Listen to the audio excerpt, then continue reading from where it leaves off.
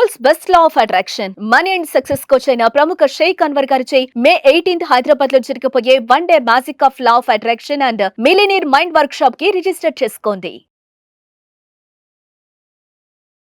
నమస్కారం ఉమా గారు. నమస్తే అమ్మా. కుంభరాశి వారికి ఈ మే నెలలో విద్యాపరంగా, వ్యాపార పరంగా, సంతాన పరంగా, విదేశీ పరంగా ఎలా ఉండబోతుంది, ఎలాంటి పరిహారాలు చేసుకోవాలి అంటున్నారు? తప్పకుండా అమ్మా. ఏదైతే కుంభరాశి వాళ్ళు ఉన్నారో వాళ్ళకి మొన్న జరిగినటువంటి మార్చి 30వ తారీఖు దగ్గర నుంచి లాస్ట్ ఫేజ్ ఆఫ్ ఏలినాటి అనేటువంటిది స్టార్ట్ అయింది. అంటే 2వ స్థానంలో శని భగవానుడు సంచారం చేయడం అని అర్థము. అయితే ఈ యొక్క మాసం చివరిలో మే 18వ తారీఖు తర్వాత లగ్నంలోకి రాహు రాబోతున్నాడు కుంభంలోకి.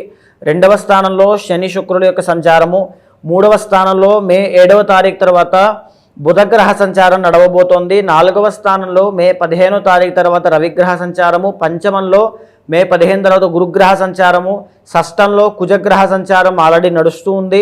తర్వాత సప్తమ స్థానమైనటువంటి సింహములో మే 18వ తారీఖు తర్వాత కేతుగ్రహ సంచారం నడవనుంది. అయితే దీని యొక్క ఆధారంగా చూస్తే ఈ యొక్క మే మాసంలో మంచి రాజయోగాన్ని అందిపుచ్చుకోబోతున్నారని చెప్పచ్చమ్మా.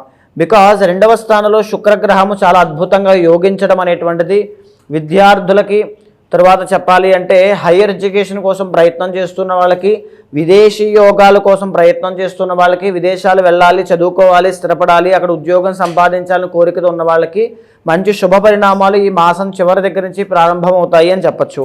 పంచమంలో గురుగ్రహ సంచారము వివాహాది శుభకార్యముల కోసం ప్రయత్నం చేస్తున్న వాళ్ళకి, సంతానం కోసం ప్రయత్నం చేస్తున్న వాళ్ళకి, జీవితంలో సక్సెస్ లేదు, సెటిల్మెంట్ లేదు, డబ్బులు లేవు, డబ్బులు నిలబడట్లేదు, అప్పులే అన్నీ నా జీవితం అంతా ఇలా అనుకునే వాళ్ళకి ఈ మాసం చివరి నుంచి ఖచ్చితంగా మీకు ఆ మెరుగైనటువంటి పరిస్థితులు ఖచ్చితంగా కనబడతాయి. ఆ ప్రయత్నాన్ని మీరు మాత్రం తప్పకుండా చేయండి. పంచమంలో గురుడు రాబోతున్నాడంటే రాజయోగంతో సమానము. మీ ఎఫర్ట్స్ అనేవి పెంచగలిగితే అద్భుతమైన రాజయోగాన్ని మీరు చూస్తారు. 6వ స్థానంలో కుజగ్రహ సంచారం నడుస్తోంది. దీని మూలాన ఆరోగ్య సమస్యల విషయంలో కాస్త ఊరడింపు, అంటే కాస్త తగ్గడము, మంచి ట్రీట్మెంట్ దొరకడము, మంచి డాక్టర్ దొరకడం లాంటివి జరిగే అవకాశాలు ఎక్కువగా కనబడుతున్నాయి. ప్యారలల్గా నెగిటివిటీ కూడా కొంచెం ఎక్కువగానే కనబడుతోంది అని చెప్పచ్చు.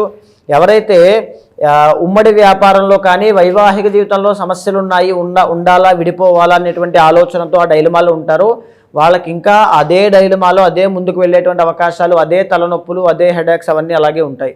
సో కాస్త జాగ్రత్తగా వ్యాపారం విషయంలో జాగ్రత్తగా ఉండండి, కొంచెం బాగా చూసుకోండి. 4వ స్థానంలో రవిగ్రహ సంచారము, ప్రభుత్వ ఉద్యోగం కోసం ప్రయత్నం చేస్తున్న వాళ్ళకి కాస్త ఇంకా రాబోయే రోజుల్లో మంచి జరుగుతుంది. ఈ మాసం చివరిలో ఇంకా అంత గొప్పగా జరిగేటువంటి అవకాశాలు కనిపించడం లేదు.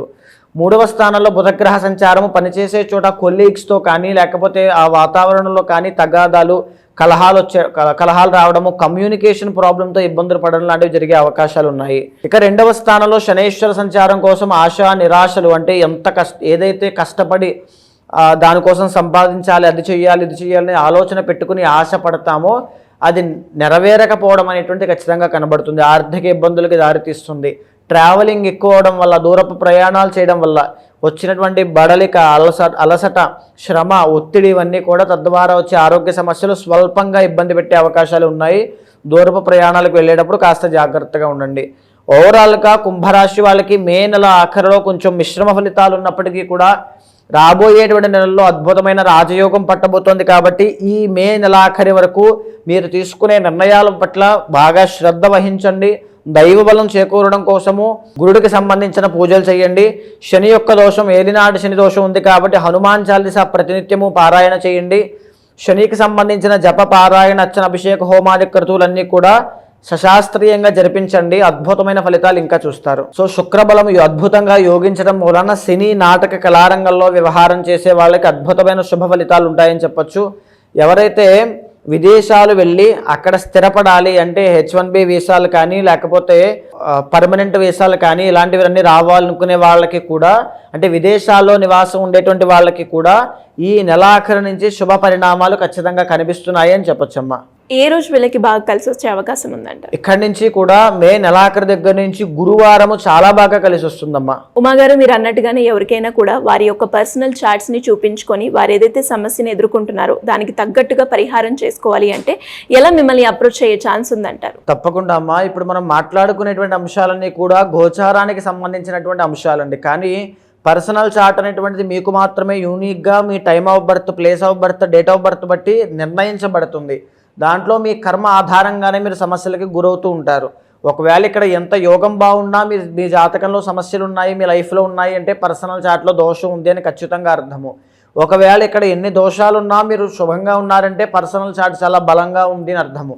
ఒకవేళ మీరు ఏ సమస్యతో అయినా బాధపడుతూ ఉన్నట్లయితే ఖచ్చితంగా అపాయింట్మెంట్ తీసుకోండి.